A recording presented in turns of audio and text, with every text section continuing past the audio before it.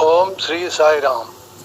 సర్వదేవతాతీత స్వరూపులు భగవాన్ శ్రీ సత్యసాయిబాబా వారి పాదపద్మములకు నమస్కరిస్తూ భక్తులందరికీ సాయిరామ్. శ్రీకృష్ణుడు శ్రీ సత్యసాయి గ్రంథములో భగవంతుణ్ణి ఎవరూ బంధించలేరు అనే శీర్షికలో కౌరవ సభలో కృష్ణుణ్ణి బంధించబోయి నవ్వులు పాలైనటువంటి పరాజయం పాలైనటువంటి దుష్ట చతుష్టయం గురించి చదువుకున్నాం. ఈ సత్యసాయి అవతారంలో ఏం జరిగిందో చూద్దాం. అది తెలంగాణలో రజాకారులు విశృంఖలంగా పాశావికంగా ప్రవర్తిస్తున్న రోజులు. వారి కిరాతకాలకు దౌర్జన్యాలకు సమాజమంతా అల్లకల్లోలమవుతుంది. ప్రజలు ప్రాణాలు గుప్పెట్లో పెట్టుకుని బ్రతుకుతున్నారు. సరిగ్గా అదే రోజుల్లో భగవాన్ బాబా ఆ మార్గంలో ప్రయాణం చేస్తున్నారు.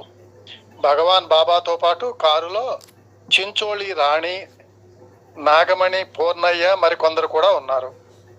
కిరాతకులైన రజాకారులు ఆవేశంతో ఊగిపోతూ ఒకచోట ఆ కారును ఆపేశారు. ఆ దుండగులంతా కారును చుట్టుముట్టారు. కారులో కూర్చుని ఉన్న చించోళి మహారాణి జరగబోతున్న ఆపదను తలుచుకుని భయభ్రాంతురాలైంది. భగవాన్ బాబాను ఇటువంటి పరిస్థితుల్లో ఎందుకు ఆహ్వానించానా అని భయంతో తల్లడిల్లసాగింది. ఈ రజాకారుల మధ్యకు బాబాను తీసుకువచ్చాను అని తాను ఎన్నో విధాల నిందించుకున్నది కూడా. ప్రసన్నమూర్తి అయిన భగవాన్ బాబా అనుజ్ఞ మేరకు డ్రైవర్ కారు ఆపాడు. స్వామి కారు ఆపమన్నారు. డ్రైవర్ ఆపాడు. రజాకారుల బృందం వారు కారు దగ్గరకు వచ్చి లోపలికి చూశారు.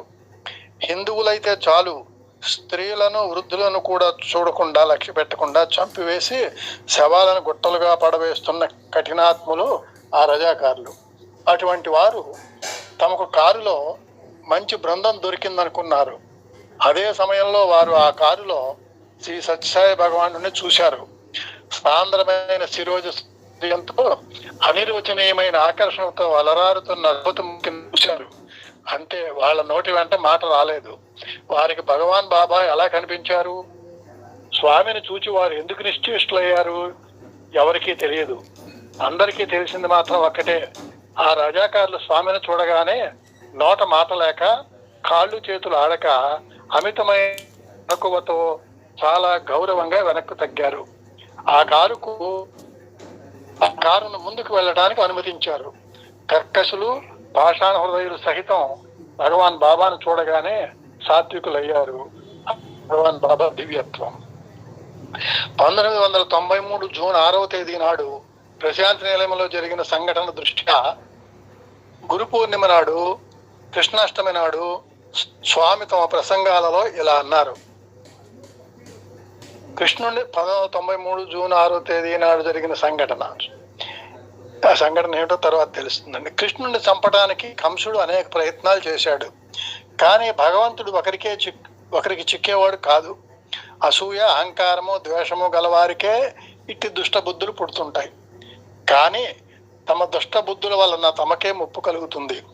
కానీ భగవంతునికి ఎట్టి ముప్పు రాదు. అతడికి మెప్పు మాత్రమే పెరుగుతుంది. ఎంతో మంది రాక్షసులు మానవాకారాన్ని ధరించిన మాధవుని హింసించడానికి ప్రయత్నం చేశారు. కడపటికి తమకు తామే భస్మమైపోయారు. సాయి ఎవరి చేతిలోనో బంధితుడైనాడు అంటున్నారు. స్వామి ఎవరి చేతిలోనో బంధితుడైనాడు అంటున్నారు కొంతమంది. నిజమే, నేను బంధితుడనే. భక్తుల లోపల బంధింపబడ్డాను, దుష్టుల లోపల బంధింపబడ్డాను. నా ఉద్దేశ్యంలో భక్తుల కన్నా దుష్టులంటేనే చాలా ప్రీతి. భక్తులు ఎప్పుడో కొన్ని వేళలు మాత్రమే తలుచుకుంటారు, కానీ దుష్టులు 24 గంటల సేపు తలుచుకుంటారు. కాబట్టి వారి హృదయంలో ఉన్నాను నేను, వీరి హృదయంలోనూ ఉన్నాను. అంత మాత్రము చేత నేను ఒకరికి చిక్కేవాడిని కాను.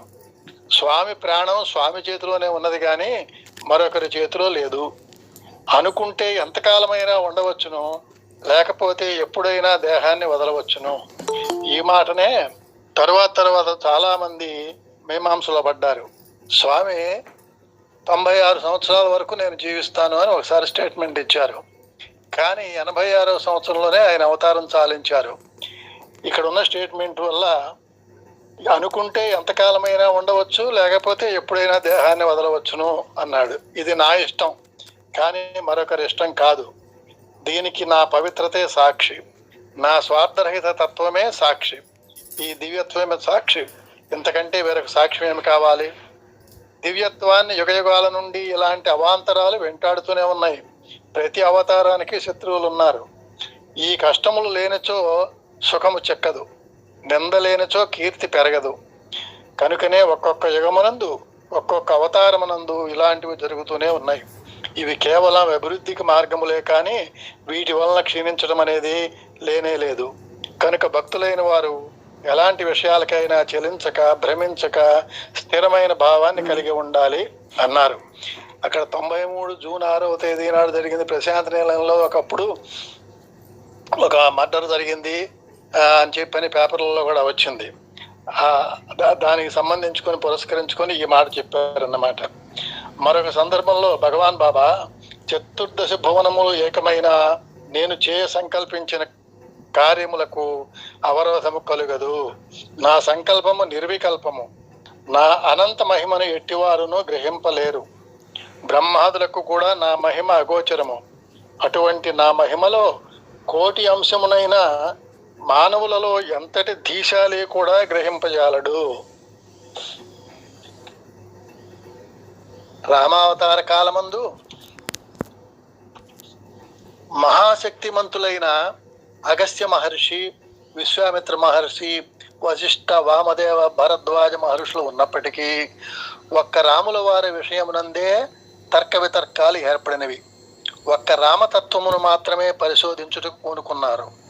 కృష్ణావతార కాలమందు కూడా మహాశక్తిమంతులు లేకపోలేదు. అయినను ఒక్క కృష్ణతత్వమును మాత్రమే అవకాశవాదులు, అవిశ్వాస పీడితులు పరిశోధించడానికి ప్రయత్నించారు. ఇప్పుడు కూడా అంతే. ఎవరి దగ్గరకు పోయినా ముందు సాయిబాబాను చూసుకొని తరువాత రండి అని చెప్పుచున్నారు. దీనిని గమనించిన సాయి తత్వము, దయతత్వం అనేది సత్యము అని సులభంగా అర్థమవుతుంది అని ఒకసారి 76 నవంబర్లో ఈ ప్రసంగం చేయడం జరిగింది. శ్రీ మహావిష్ణువు స్థానంలో శ్రీ సత్యసాయి కనపడటం.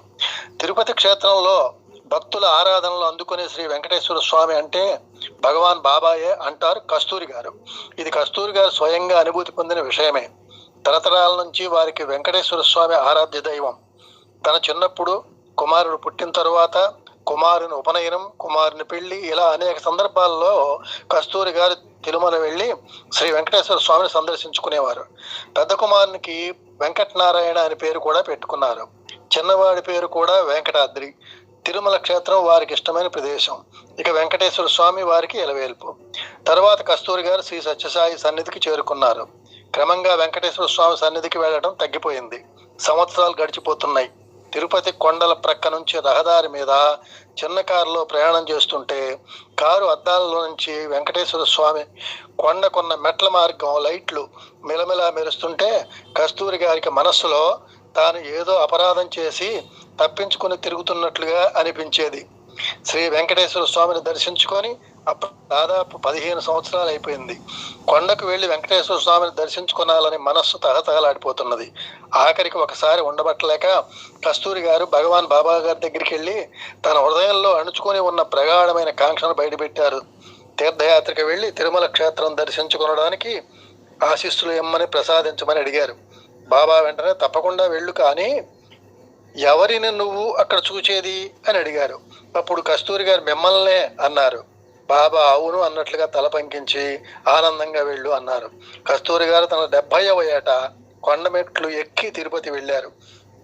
తిరుమల మోకాలెత్తున్న మెట్ల మీదుగా ప్రయాణం చేయగలగడానికి కారణం స్వామి ప్రసాదించిన శక్తి మాత్రమేనని వారి విశ్వాసం.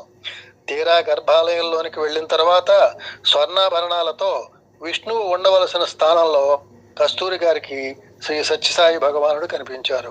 భగవాన్ బాబా అక్కడ పీఠం మీద నిలబడి ఎదురుగా నిలబడిన కస్తూరి గారిని చూచి ఆశ్చర్యంతో కనుబొమ్మలు పైకెత్తి చిరునవ్వు నవ్వుతూ కనిపించారు. కస్తూరి గారి పూర్తి పేరు కస్తూరి రంగనాథ శర్మ. అది శ్రీరంగంలోని స్వామి పేరే. కస్తూరి గారి తీర్థయాత్రలో శ్రీరంగం వెళ్ళినప్పుడు ఆ స్వామి సన్నిధిలో నిలబడగానే ఆయన హృదయం పులకించిపోయింది. బృహత్తరమైన 7 పడగల ఆదిశేషుని మీద పవళించిన 20 అడుగుల పొడుగు ఉన్న శ్రీరంగనాథుని రూపం అపురూపంగా కనిపించింది. ఆ సమయంలో క్రమంగా కస్తూరి గారి దృష్టి రంగనాథుని పాదాలపై పడింది. ఆ పాదాలు ఆ మూర్తి మిగిలిన శరీరం వలె ముదురు ఆకుపచ్చలో కాకుండా చామన ఛాయగా ఉన్నాయి. శరీరం అంతా ఒక రంగులో ఉన్నది, పాదాలు వేరే రంగులో ఉన్నాయి. సుకుమారంగా, మృదువుగా, అందంగా, బాగా పరిచయం ఉన్నట్లుగా సజీవంగా అనిపించినాయి. అవును, అవి బాబా పాదాలు అన్నారు కస్తూరి గారు. కస్తూరి గారికి కలిగిన ఈ అనుభూతులు శ్రీనివాసునికి, సాయినాథునికి భేదం లేనే తెలియజేస్తున్నాయి. సాయిరామండి.